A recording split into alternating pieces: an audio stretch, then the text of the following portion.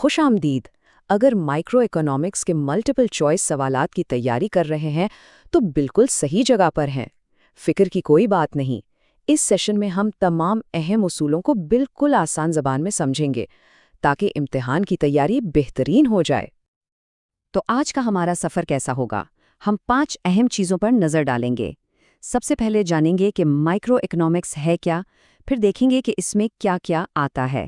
اس کے بعد اس کے جو بنیادی نظریات ہیں ان پر بات ہوگی، مارکیٹنگ کیسے چلتی ہیں یہ سمجھیں گے، اور آخر میں دیکھیں گے کہ یہ مائکرو اکنامکس سے کیسے مختلف ہے۔ چلیں تو سب سے پہلے بنیادی سوال سے شروع کرتے ہیں۔ آخر یہ مائکرو اکنامکس ہے کیا چیز؟ دیکھیں، اکنامکس کا پورا آئیڈیا ایک بہت ہی سادہ سی حقیقت پر کھڑا ہے۔ وہ یہ کہ ہم سب کی خواہشات تو لامحدود ہیں، لیکن انہیں پورا کرنے کے وسائل جیسے کہ وقت اور پیسہ وہ محدود ہے۔ تو اکنامکس دراصل اسی انتخاب کی سائنس ہے۔ مثال کے طور پر جیب میں پیسے محدود ہیں، اب پیزا کھائیں یا فلم دیکھنے جائیں، بس یہی فیصلہ معاشیات ہے۔ اور یہیں پر مائکرو اکنامکس آتی ہے۔ یہ اسی انتخاب کو بالکل چھوٹے یعنی انفرادی سطح پر دیکھتی ہے۔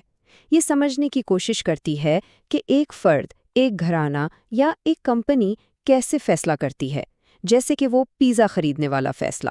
جیسا کہ نام سے ہی ظاہر ہے، مائکرو کا مطلب ہی چھوٹا ہوتا ہے۔ اچھا، تو یہ جو چھوٹے فیصلے ہیں ان کا دائرہ کار کتنا بڑا ہے؟ آئیے ذرا تفصیل سے دیکھتے ہیں کہ مائکرو اکنامکس میں کون کون سے موضوعات شامل ہیں۔ یہ جو چارٹ نظر آ رہا ہے، یہ سمجھے کہ یہ مائکرو اکنامکس کا خلاصہ ہے۔ اس کے 3 بنیادی ستون ہیں اور یہ تینوں امتحان کے لحاظ سے بہت اہم ہیں۔ پہلا ہے کموڈٹی پرائسنگ، یعنی کسی بھی چیز کی قیمت کیسے طے ہوتی ہے۔ دوسرا ہے فیکٹر پرائسنگ، یعنی زمین، محنت، سرمایہ کا معاوضہ، مطلب لوگوں کی تنخواہیں اور منافع کیسے طے ہوتا ہے۔ اور تیسرا اکنامک ویلفیئر، یعنی ان سب چیزوں کو ملا کر پورے معاشرے کی بھلائی کو کیسے بڑھایا جا سکتا ہے۔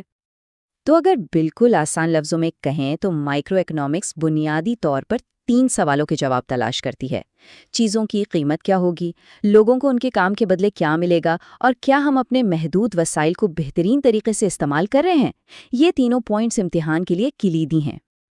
اچھا، اب ایک بہت ہی اہم کانسیپٹ پر آتے ہیں جو اکثر امتحان میں پوچھا جاتا ہے۔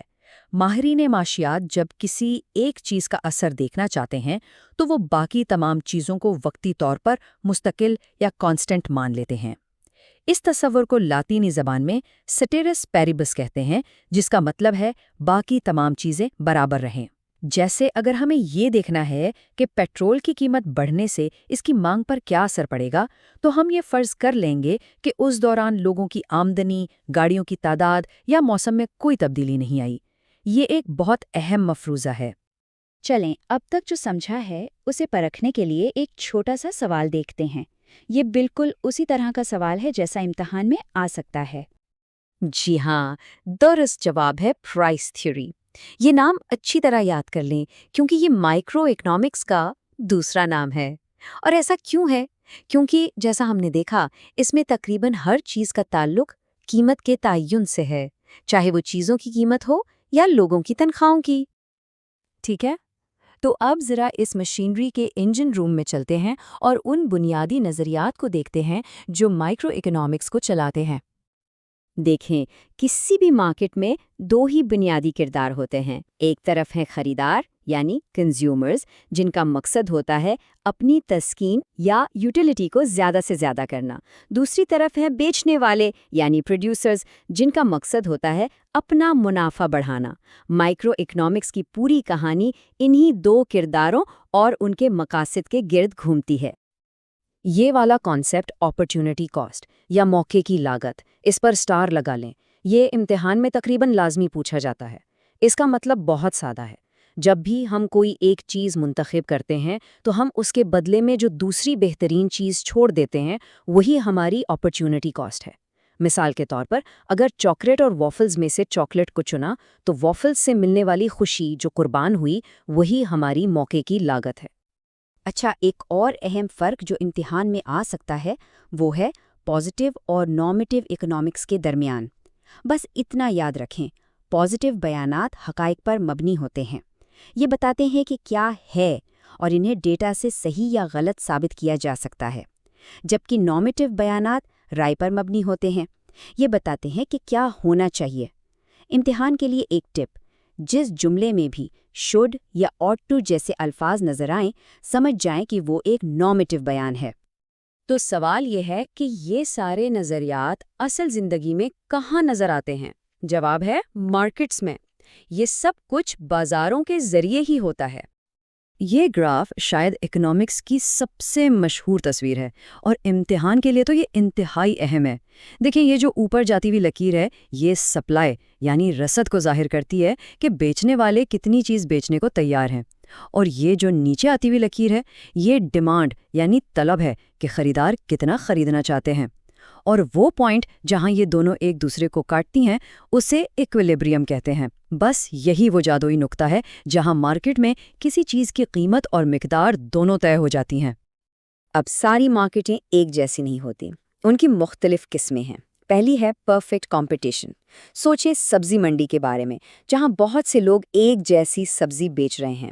پھر ہے مونوپلی یعنی اجارہ داری، جہاں بیچنے والا صرف ایک ہوتا ہے، جیسے کہ بجلی فراہم کرنے والی کمپنی۔ ایک ہوتی ہے اولیگوپلی، جس میں چند بڑی کمپنیاں پوری مارکیٹ پر قابض ہوتی ہیں، جیسے موبائل فون کمپنیاں یا گاڑیاں بنانے والے۔ اور آخر میں ہے مونوپولسٹک کمپٹیشن، جس میں بیچنے والے تو بہت ہوتے ہیں، لیکن ان کی چیزیں تھوڑی تھوڑی مختلف ہوتی ہیں، جیسے شہر کے الگ الگ ریسٹورانٹس۔ چلیں، مارکیٹ کی ساخت پر ایک اور پریکٹس سوال دیکھتے ہیں۔ اس کا جواب ہے مونوپسنی۔ یہاں فرق کو سمجھنا بہت ضروری ہے۔ مونوپلی کا مطلب ہے ایک سیلر، جبکہ مونوپسنی کا مطلب ہے ایک بائر۔ یہ دونوں الفاظ ملتے جلتے ہیں، لیکن ان کا مطلب بالکل الٹ ہے۔ اچھا، تو اب اپنے آخری حصے کی طرف بڑھتے ہیں، اور یہاں ہم مائکرو اور میکرو اکنامکس کے درمیان فرق کو واضح کریں گے تاکہ کوئی کنفیوژن باقی نہ رہے۔ ان دونوں میں فرق یاد رکھنے کا سب سے آسان طریقہ جنگل کی مثال ہے۔ سمجھیں کہ مائکرو اکنامکس ایک درخت کا مطالعہ کرتی ہے، اس کی صحت، اس کی شاخیں، جبکہ میکرو اکنامکس پورے جنگل کو ایک ساتھ دیکھتی ہے۔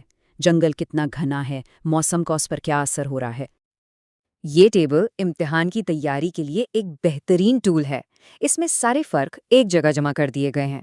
مثال کے طور پر ایک اہم فرق ان کے بانیوں کا ہے۔ مائکرو اکنامکس کا تعلق اکثر ایڈم سمتھ سے جوڑا جاتا ہے، جن کی توجہ انفرادی فیصلوں پر تھی۔ دوسری طرف جدید مائکرو اکنامکس کا بانی جان مینارڈ کینز کو سمجھا جاتا ہے، جن کی توجہ ملک کی مجموعی آمدنی اور روزگار جیسے بڑے مسائل پر تھی۔ چلیں، تو جلدی سے سب کچھ سمیٹتے ہیں۔ امتحان کے لیے جو سب سے اہم باتیں یاد رکھنی ہیں وہ یہ ہیں۔ مائکرو کا تعلق چھوٹی اکائیوں سے ہے، یعنی افراد و فرم سے۔ اس کا دوسرا اور بہت اہم نام پرائس تھیوری ہے۔ Supply and demand, opportunity cost اور یوٹیلیٹی اس کے کلیدی تصورات ہیں، اور یہ میکرو اکنامکس سے بالکل مختلف ہے، جو بڑے پیمانے پر معیشت کو دیکھتی ہے۔ اور آخر میں ایک دلچسپ سوال پر بات ختم کرتے ہیں۔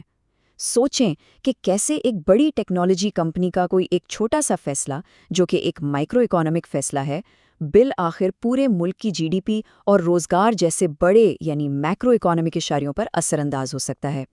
یہیں آ کر مائکرو اور میکرو آپس میں جڑ جاتے ہیں۔